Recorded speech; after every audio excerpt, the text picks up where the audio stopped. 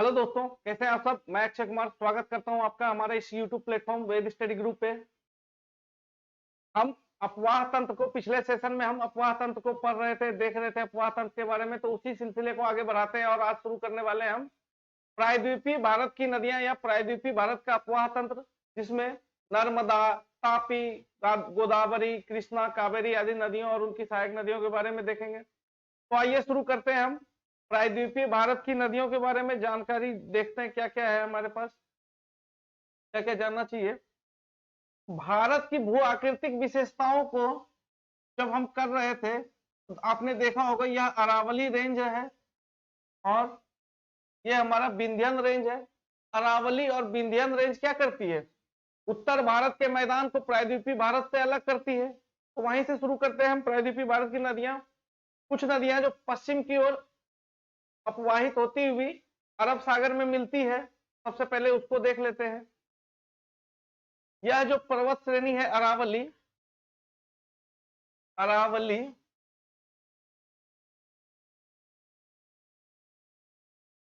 यहां से कुछ नदियां निकलती है, उसको देखना चाहिए, हमें जानना चाहिए। तीन नदी है। सबसे पहले एक लूनी,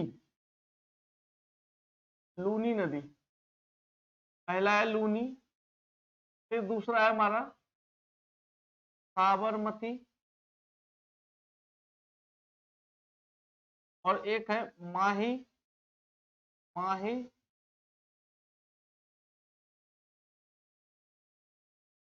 अरावली रेंज से तीन नदियां निकलती है। पहला हमारा है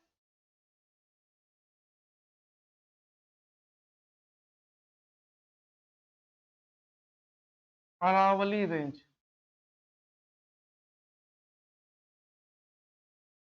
अरावली पर्वत से निकलने वाली नदियां,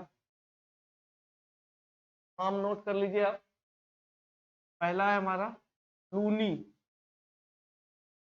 लूनी नदी कहां से निकलती है, अरावली से। यह कच्छ के रन में,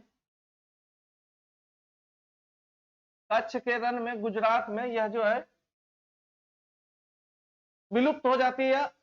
अंतःस्थलीय अपवाह तंत्र का एक उदाहरण है। यह अंतःस्थलीय अपवाह तंत्र किसे कहते हैं, ऐसा अपवाह तंत्र जिसका जो नदियां समुद्र में न जाकर स्थल पर ही या जमीन के सतह पर ही समाप्त हो जाती है, विलुप्त हो जाती है। इसके जल जो है, जल की मात्रा इसमें कम होती है क्योंकि यह वर्षा कम इस क्षेत्र में प्राप्त होता है, तो जल की मात्रा बहुत कम होती है और यह कच्छ के रन में विलुप्त हो जाती है नदियां। अंतःस्थलीय, अंतःस्थलीय जो है अपवाह तंत्र का उदाहरण है लूनी नदी। यह भी सवाल, इस तरह का भी सवाल पूछा जाता है एग्जाम में।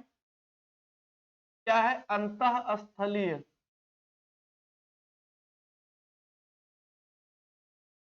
स्थलीय अपवाह का उदाहरण है।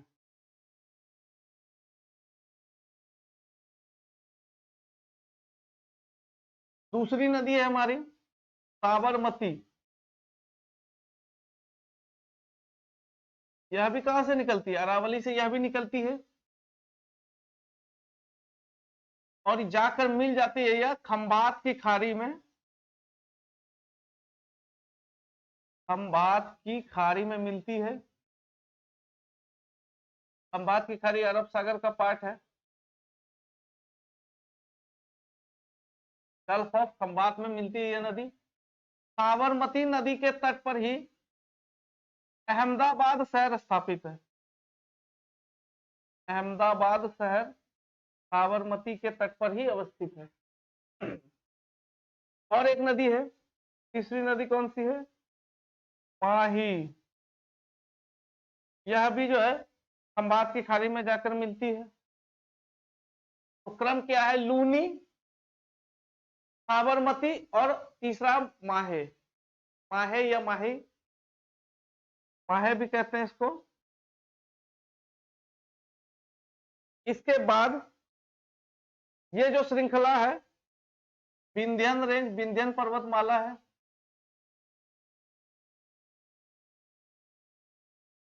विंध्यन, ये क्या था, अरावली। इसके नीचे है हमारा सतपुरा रेंज।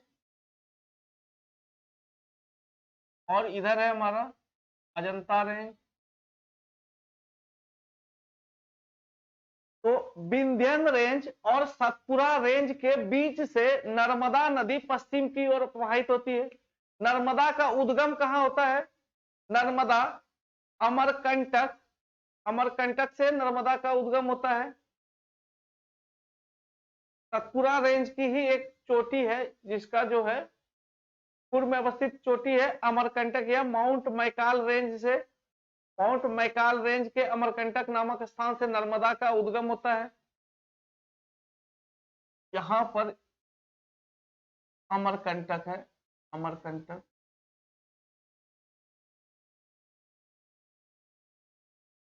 यह जो है क्या है? अमरकंटक। यहां से नर्मदा चलती है और यह भी खंबात की खाड़ी में मिल जाती है। उसी प्रकार एक अन्य नदी है तापी, जो यही मैकाल रेंज से निकलती है, छत्तीसगढ़ बेसिन के मैकाल रेंज से निकलती है। यह भी खंबात की खाड़ी में मिलती है। पहला नर्मदा और तापी। आइए इन दोनों नदियों के बारे में जानते हैं, नर्मदा और तापी के बारे में क्या विशेषताएं हैं। और अभी जो नदी देख रहे हैं सारे कहाँ गिरती है? अरब सागर में, या पश्चिम की ओर गिरने वाली नदियां हैं ये। लूनी, साबरमती, माहे, उसके बाद हमारा नर्मदा और तापी, तापी उसको देखते हैं।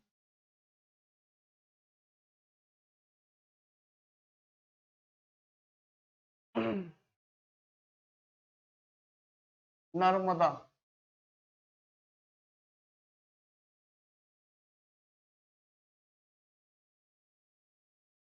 उद्गम अमरकंटक,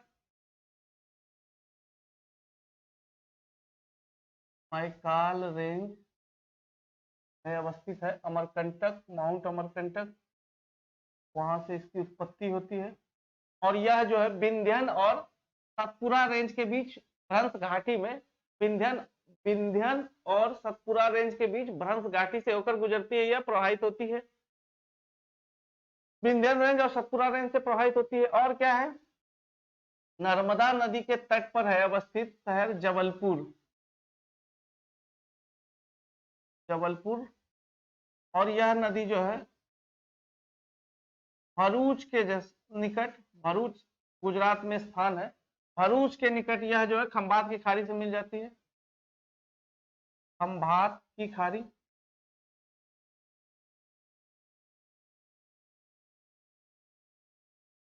खंबात की खाड़ी से मिलती है। जबलपुर के पास ही यह जो है जलप्रपात बनाती है। नर्मदा नदी भ्रंश घाटी से होकर प्रवाहित होती है। पहली विशेषता है नर्मदा और तापी दोनों भ्रंश घाटी से होकर प्रवाहित होती है, पश्चिम की ओर प्रवाहित होती है। और पश्चिम की ओर प्रवाहित होकर यह जो है, यह क्षेत्र पर्वतीय क्षेत्र जो है पश्चिमी घाट या उत्तरी सह्याद्री का भाग है, जहां यह अधिक ऊंचाई से समुद्र में मिलती है ये नदियां, जिसके कारण जो जलप्रपात भी बनाती है और एस्चुरी का निर्माण करती है। एस्चुरी का निर्माण करते हैं। और पूर्व की ओर जो नदियां प्रवाहित होती है, इसके ढाल मंद होने के कारण ये जो नदियां हैं पूर्व की ओर प्रवाहित होने वाली, वो डेल्टा का निर्माण करती है। तो नर्मदा और तापी क्या है? पश्चिम की ओर प्रवाहित होने वाली पहली नदी है, भ्रंश घाटी से होकर प्रवाहित होती है और एस्चुरी का निर्माण करती है। यहां पर एक धुआंधार जलप्रपात है, सहस्त्रधारा, जबलपुर के पास है धुआंधार, धुआंधार जलप्रपात। धुआंधार जलप्रपात क्यों कहते हैं? यह जो है संगमरमर या मार्बल पर ये नदियां आकर गिरती है, मार्बल पत्थर पर, जिसके कारण वह जो है दूध के जैसा देखने को दिखता है, और धुआं जैसा, दूध के धुआं जैसा, यह बहुत ही सफेद रंग का हो जाता है यह नदी, जिस कारण इसको वहां पर धुआंधार कहते हैं। और इस पर दो अन्य जलप्रपात है,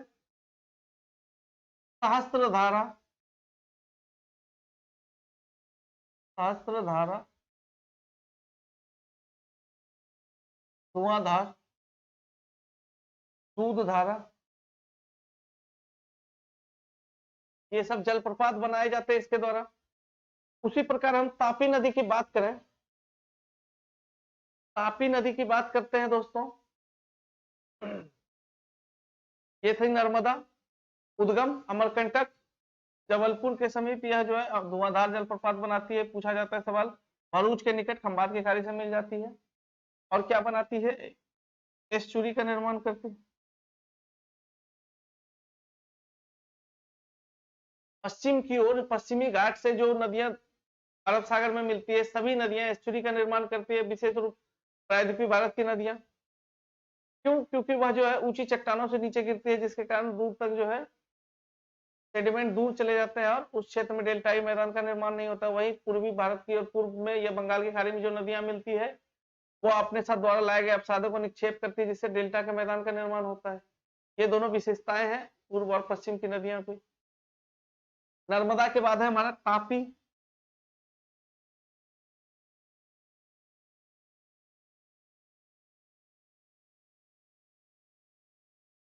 क्या हमारा तापी,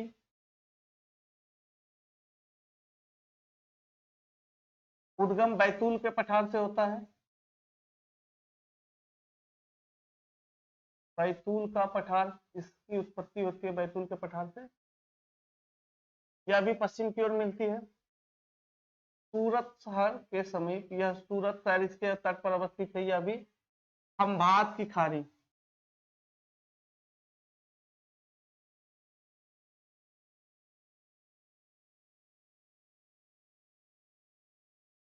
खंभात की खाड़ी से मिल जाती है। यह कौन सी दो पर्वत श्रेणियों के बीच से होकर गुजरती है? भ्रंश से गुजरती है।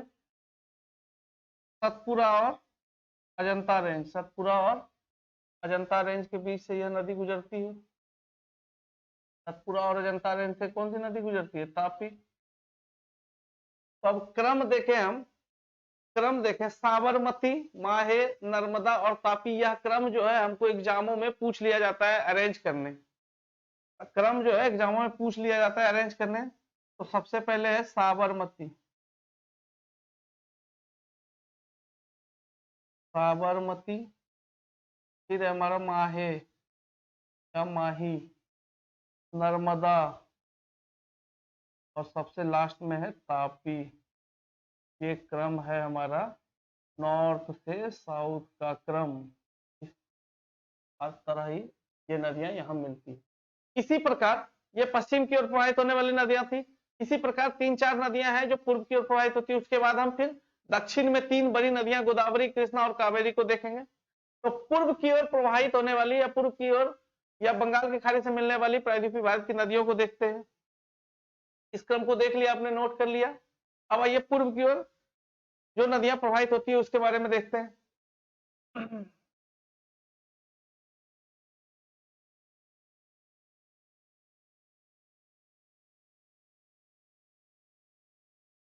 यहाँ 3 नदियां हैं।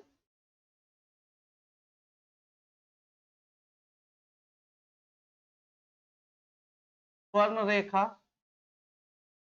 ब्राह्मणी और महानदी। 3 नदियां हैं, 1, 2 और 3। कौन कौन सी नदियां हैं? स्वर्ण रेखा, उसके बाद है हमारा ब्राह्मणी, और अंत में हमारा महानदी, महानदी। इसको देखिए, स्वर्ण रेखा की उत्पत्ति रांची के पठार से होता है, हमने देखा था पीछे। उद्गम रांची का पठार, मिलती है जाकर बंगाल की खाड़ी से। इसके तट पर एक शहर अवस्थित है, जमशेदपुर, जमशेदपुर। ब्राह्मणी का उद्गम केंद्र है छोटा नागपुर का पठार, छोटा नागपुर पठार। यह भी बंगाल की खाड़ी से मिलती है, डेल्टा का निर्माण करती है। इसके तट पर है,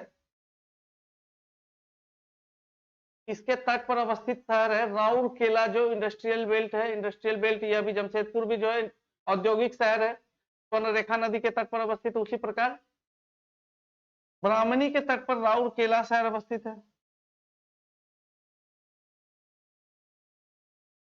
राउरकेला।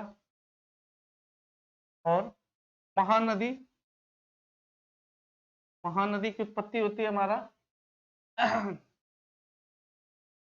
यह भी जो है, इसकी उत्पत्ति भी हम देखें, इसकी उत्पत्ति भी जो होती है हमारे ये पूर्वी पठार के जो क्षेत्र है उससे होती है। पूर्वी पठार में हमने देखा था छोटा नागपुर का पठार, उसके बाद छत्तीसगढ़ बेसिन। तो छत्तीसगढ़ बेसिन में ही एक स्थान है सिंघवा श्रेणी, एक श्रेणी है सिंघवा श्रेणी, वहां से इसकी उत्पत्ति होती है। सबसे पहले तो छत्तीसगढ़ बेसिन से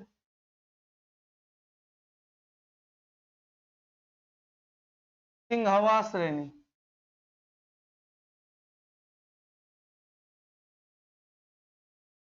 और यह जो है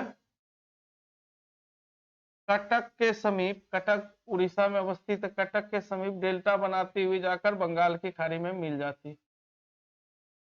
तो यह क्रम भी एग्जामों में पूछा जाता है कि इस प्रकार कौन कौन सी नदियां हैं। एक और अन्य नदी है जो ब्राह्मणी की ही सहायक नदी है, ब्राह्मणी में जाकर मिल जाती है, पैरेलल चलती है और अंत में समुद्र से मिलने से पहले ब्राह्मणी से जाकर मिल जाती है।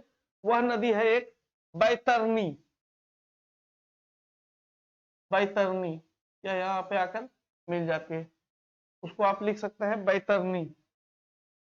इस दोनों के बीच में है बैतरनी, बैतरनी।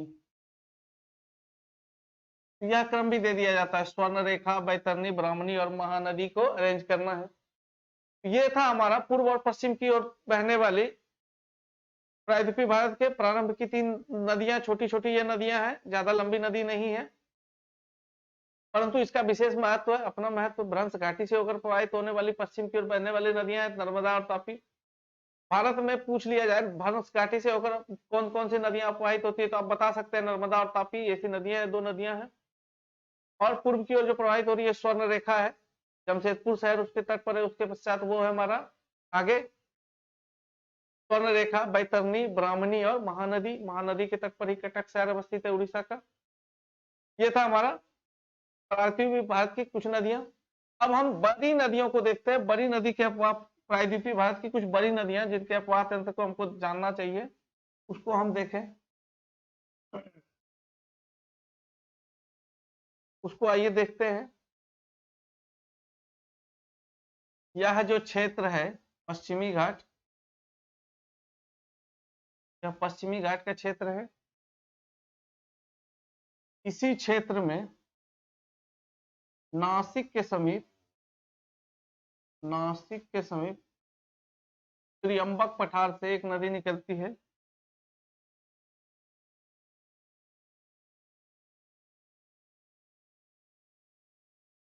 गोदावरी। गोदावरी नासिक के त्रियंबक पठार से गोदावरी निकलती है, उसके नीचे महाबलेश्वरम से निकलती है कृष्णा। कृष्णा और ये दोनों डेल्टा मिल जाती है। और अंत में ब्रह्मगिरी से कुर्ग जिले में, कर्नाटक के कुर्ग जिले से ब्रह्मगिरी के निकट से निकलता है हमारा कावेरी। ब्रह्मगिरी से निकलती है कावेरी, कावेरी। क्या क्या है नदियों का नाम? गोदावरी,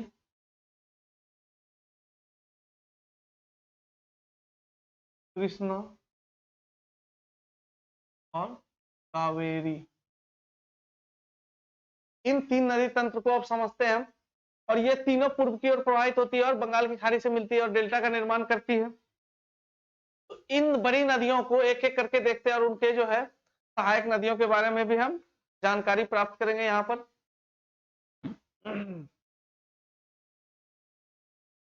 तो आइए शुरू करें हम। पहला हमारा है गोदावरी।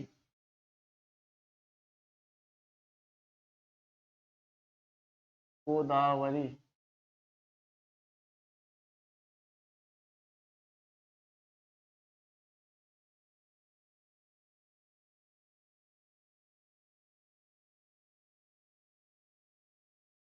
गोदावरी। इसका उद्गम कहां से होता है? त्र्यंबकेश्वर,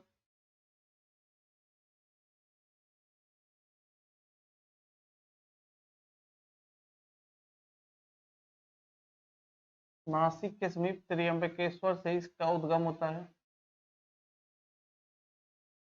और जाकर मिल जाती है कहाँ, बंगाल की खाड़ी से। तो हम इसको देखें,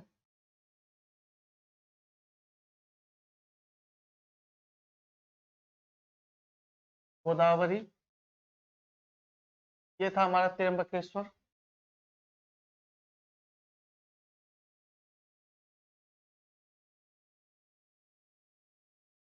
इसकी सहायक नदियों को देखें अब एक एक करके।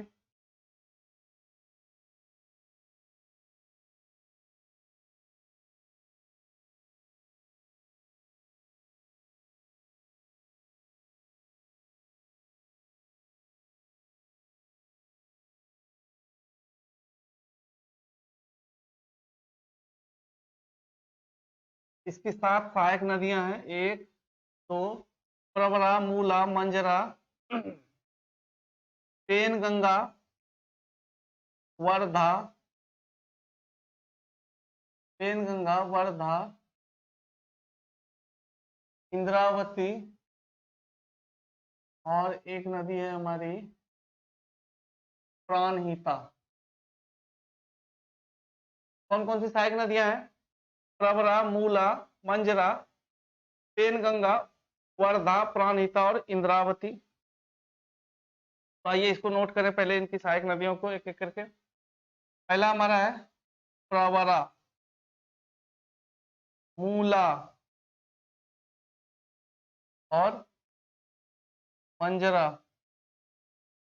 ये तीनों नदियां गोदावरी के दाहिने तट से मिलने वाली सहायक नदियां हैं।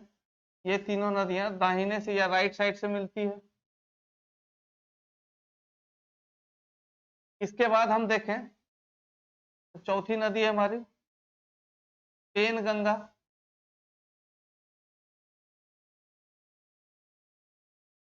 वर्धा, प्राणहिता और इंद्रावती। इंद्रावती जो नदी है इसकी उत्पत्ति दंडकारण्य से होती है। दंडकारण्य का पठार है, वहां से इसकी उत्पत्ति होती है इंद्रावती की। ये जो नदियां हैं यह लेफ्ट साइड से मिलती है, लेफ्ट साइड से या बाएं ओर से मिलने वाली ये सहायक नदियां हैं इसकी।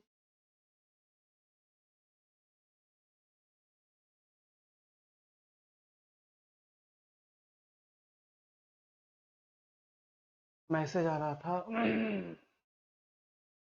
तो ये देखा हमने, क्या देखा, ये नदियां हैं गोदावरी की सहायक नदियां जो बाईं ओर से मिलती है, प्रवरा, मूला, मंजला। उसके बाद दाईं ओर से पेन गंगा, वर्धा, प्राणहिता और इंद्रावती मिलती है। इंद्रावती का उद्गम कहां से होता है, ये गोदावरी की सहायक नदियां हुई। 7 बड़ी सहायक नदी है गोदावरी की, गोदावरी की सहायक नदियां हुई है। नोट कर लीजिए आप, इसको पूछ लिया जाता है हमारे एग्जामों में, डायरेक्ट पूछे जाते हैं ऐसे सवाल। इसके बाद हम देखें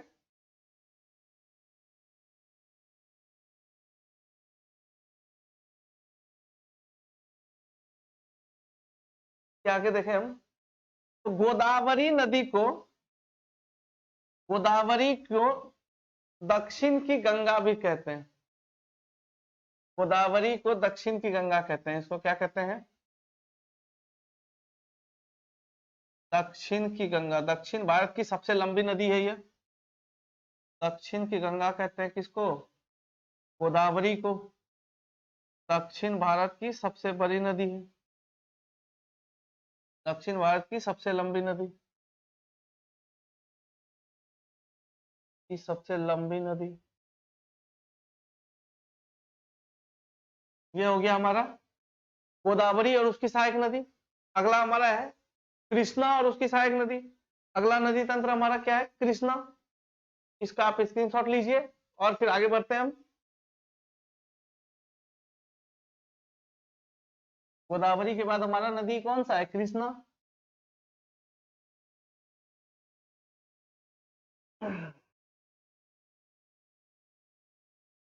कृष्णा,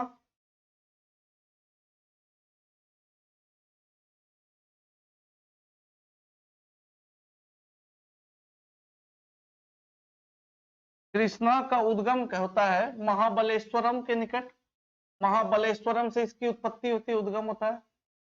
महाबलेश्वरम महाराष्ट्र में है। महाबलेश्वरम से यह नदी निकलती है और जाकर वहीं पर गोदावरी और इसकी डेल्टा का जो है मर्जर हो जाता है, दोनों डेल्टाएं मिल जाती हैं।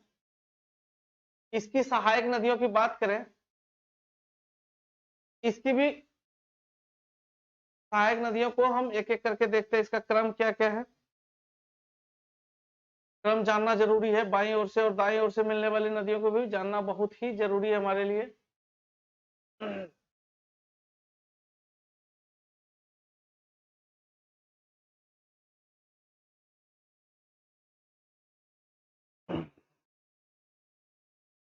इसमें जो नदियां मिलती है देखें,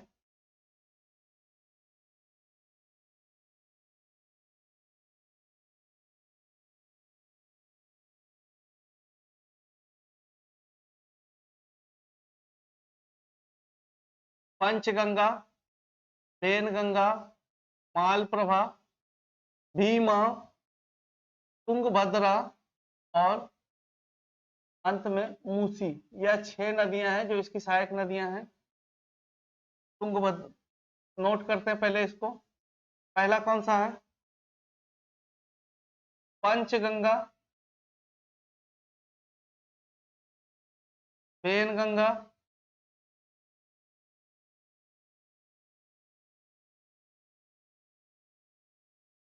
मालप्रभा, मालप्रभा, उसके बाद आकर ऊपर से मिलती है भीमा, फिर पांचवा है जो नीचे से आकर मिलती है तुंगभद्रा। तुंग और भद्रा दो जलधाराओं को मिलकर तुंगभद्रा नदी बनती है, जिस पर तुंगभद्रा जलाशय भी है। और अंत में मूसी नदी आकर दाहिने से मिलती है, मूसी। तो यह इसकी 6 बड़ी सहायक नदियां हैं कृष्णा की। कृष्णा की सहायक नदियां हैं। यहाँ पर हम देखें, इस पर तुंगभद्रा जलाशय है। यह क्या है? तुंगभद्रा जलाशय। और इसी पर यहाँ अवस्थित है हमारा नागार्जुन सागर जलाशय। नागार्जुन सागर जलाशय कहाँ पर अवस्थित है? यहीं पर कृष्णा नदी पर नागार्जुन सागर। नागार्जुन सागर झील कहाँ पर अवस्थित है? कृष्णा नदी पर अवस्थित है। तो यह जो है, फिर इसको आप नोट कीजिए, फिर आगे हम देखते हैं। महाबलेश्वरम महाराष्ट्र से निकलती है इसकी सहायक नदियां। इस क्रम में देखें तो बाईं ओर से जो नदियां मिलती है, बाईं ओर से 2 नदी मिलती है हमारे, भीमा और मूसी। दाहिनी ओर से पंचगंगा, वेनगंगा, उसके बाद हमारा मालप्रभा और अंत में तुंगभद्रा जो सबसे बड़ी सहायक नदी है, नागार्जुन सागर। ये कृष्णा की सबसे बड़ी सहायक नदी कौन सी है? तुंगभद्रा। उसी प्रकार गोदावरी की सबसे बड़ी सहायक नदी थी इंद्रावती। इंद्रावती। अंत में हमारा बचता है कावेरी नदी का अपवाह तंत्र। तो कावेरी नदी को भी देखते हैं। इसके बाद हम क्या देखेंगे? कावेरी नदी का अपवाह तंत्र।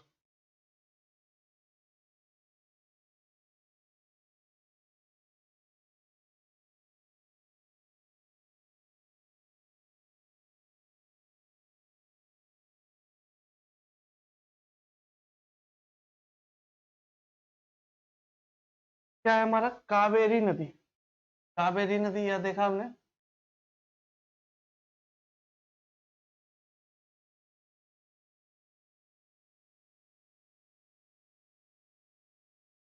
कावेरी नदी, इसकी उत्पत्ति कहां से होती है? ब्रह्मगिरी। ब्रह्मगिरी कुर्ग जिले में है। कुर्ग जिले में अवस्थित है। और कुर्ग जिला कहाँ है? कर्नाटक राज्य में अवस्थित है। कर्नाटक राज्य से निकलती है और आंध्र प्रदेश से होते हुए फिर तमिलनाडु में प्रवेश करती है। तमिलनाडु में ही यह जो है कराईकल के समीप, कराईकल के समीप पौडीचेरी का एक पार्ट है कराईकल, वहां से जो है यह बंगाल की खाड़ी में मिल जाती है। इसकी सहायक नदी को देखें हम दोस्तों, तो 4-5 इसकी सहायक नदी को हमको याद रखना चाहिए, जो जरूरी है। लक्ष्मण तीरथ, कबानी, तीस्मा, भवानी और अंत में एक है अमरावती। ये 5 नदियां हैं जिसको याद रखना चाहिए हमको।